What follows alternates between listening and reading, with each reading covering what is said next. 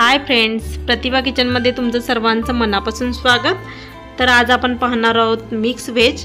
तर यासाठी लागणारे साहित्य आपण पाहूया।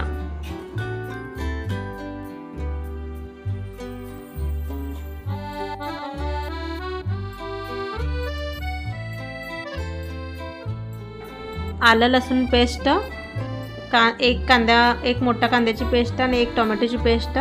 यासाठी लागणार आहेत शिमला मिरची, फ्लॉवर आणि बीन्स। आणि आता इथं मी पनीर घेतलेला आहे। आता तेल गरम करूया आणि तेलामध्ये आपण पनीर फ्राय करून घेऊया। 2 मिनिटांसाठी आपण हे फ्राय करून घ्यायचं आहे।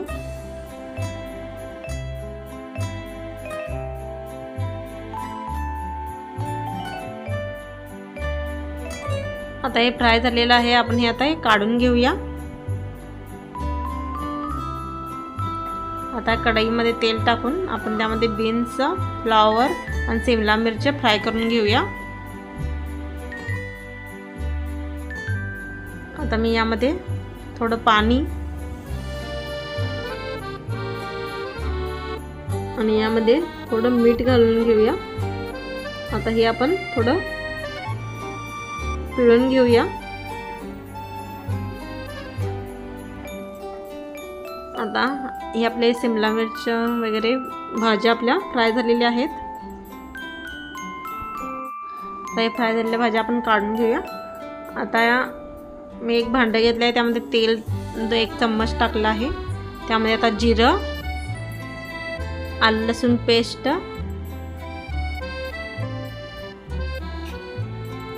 ही आपण ही पेस्ट केलेली कांद्याची पेस्ट आणि टोमॅटोची पेस्ट टाकून हे 2 मिनिटांसाठी फ्राय करून घेऊया। आता याला थोडं तेल सुटूपर्यंत आपण फ्राय करून घ्यायचं।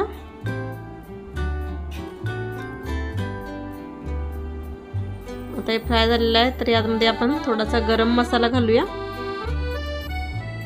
1 चमचा मी गरम मसाला टाकले आहे। तर व्यवस्थित मिक्स करून घेऊया।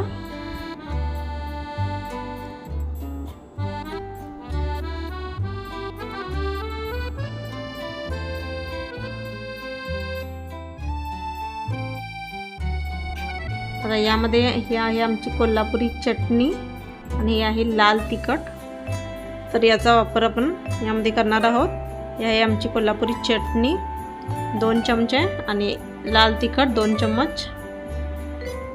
व्यवस्थित आपण मिक्स करून घेऊया।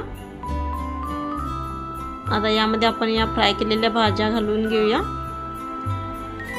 आणि पनीरचे तुकडे हे घालून घेऊया व व्यवस्थित मिक्स करून घेऊया।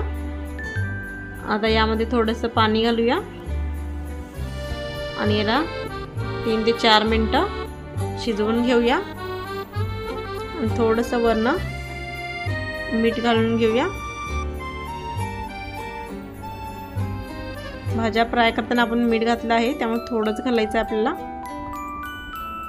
आता व्यवस्थित आपण शिजवून घेऊया। आता हे आपलं मिक्स व्हेज रेडी आहे खाण्यासाठी।